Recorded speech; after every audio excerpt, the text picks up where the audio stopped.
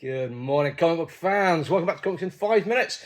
I'm everyone knows Shorty, and we're going to look at Casey Jones today. And yes, I know I've done like a couple of Teenage Mutant Ninja Turtle related reviews recently, and I usually don't like doing this, like going back to something where it's just a part of the same shared universe. It just feels like probably most of the stuff I want to talk about I've already talked about, at least in terms of that core dynamic. In this case, though, it does feel like it's worth it in the same way that Shredder was, because it's looking at a different character and it's doing something differently with it, and we've got a different creative team. In this case, Alex Packnadal writing it, who is a writer I genuinely like. Met him and he's lovely. Art by I'm going to have to check down here a note because I'm almost certainly pronounced his name incorrectly.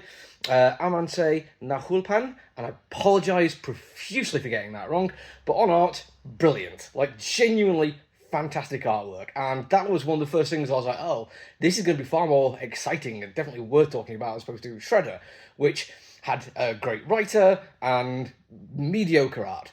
This case, the art is really, really good. Like, very early on, there's a couple of things which stand out to it. First off, really good use of shading and negative space and blackness and darkness. Really effective for getting a sense of terror and fear going on. But when there is action sequences and other stuff going on, there's no problem moving away from that. It's not like it's a motif running throughout. It's just used when it's necessary. The colouring is brilliant. Really, really does add depth to everything. And although it does look like it's computer generated, it looks like there's been time spent to work out correct tools to use, so the brushes and the effects actually look really authentically good. Like, people have put effort into making this look good, especially when it comes to the combat sequences, which are really well drawn, but the use of colour really highlights the dynamic nature of the action. It's really, really good. And even just on the general scheme of things, the artistry is great on one of those other things I really quite like, which is every single character, background or not, feels like there's been time taken to decide how they are in the world. So yeah, you could be like, oh, that's just some hoodlum, he's wearing a hoodie, but it actually plays in later on that that hoodie is important to the way he lives in the world, and not everyone who is a hoodlum is going to wear a hoodie.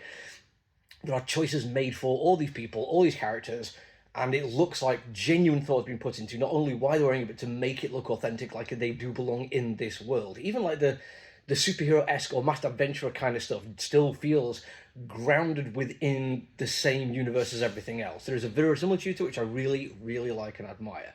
Writing-wise, I did get on with this one a little bit more than I did the Down Wars one, and I'm sorry, Dan, your stuff is usually absolutely fantastic, but this one feels far more human in terms of people going through a whole bunch of stuff and trying their best to live the life that they want to live in spite of obstacles. And there's a certain sense of self-delusion going on here, but it does feel appropriate for the character, it feels appropriate for the story beats that we've got going on, and I feel like it is going to add to all those things. We also get a solid look at the Turtles in this one.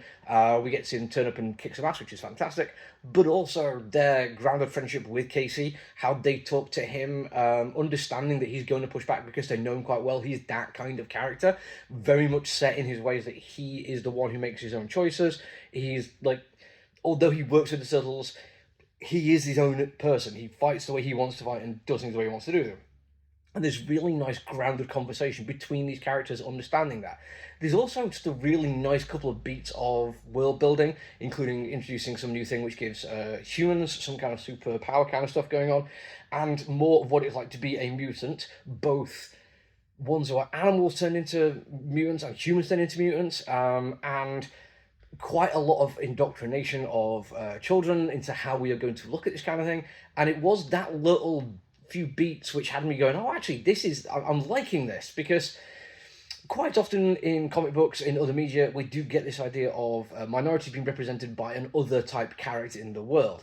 And it's always mildly problematic because they are then instantly othered, but it's also, probably the most famous one would be the mutants from the Marvel Universe, and these people do actually have superpowers, they don't necessarily know how to control them, and people can die from them. And it does make it a little bit like, well, yeah, there's probably is people who should be a bit worried about this. Like, maybe not going full mutant registration, don't get me wrong, but at least keeping an eye out, because these are actually dangerous people who can murder people without even or kill people without even thinking about it.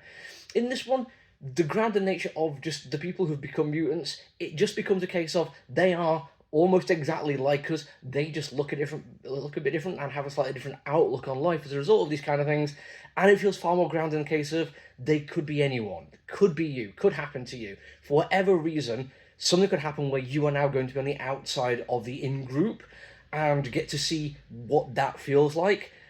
It's really effectively done, and I've got to give Ka-Pow credit for this one, because it's the kind of thing which almost should go without saying, and he does. It's way more of a show, don't tell, and it lands very, very effectively. Plus, he writes a good Casey Jones. That's it for me for now, though. Until I see you all again, we're Catches are on. Stay safe. Bye!